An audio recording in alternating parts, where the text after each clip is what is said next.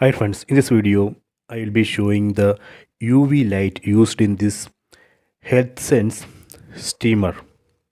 Please don't forget to subscribe this channel. Please like and share the video. So here you can see, I have removed all parts of this HealthSense Steamer. So let me find that UV light. See, this is a UV light used in this steamer. So here you can see the bulb, and this is a wire,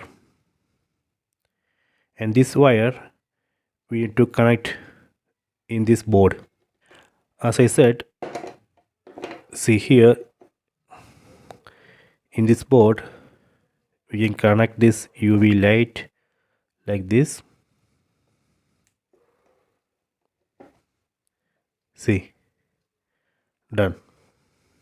If UV light is not working, then you have to replace this bulb.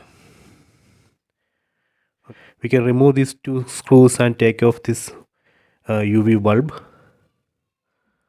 So please try this. I hope you have enjoyed this video. Please subscribe this channel. Please like and share the video.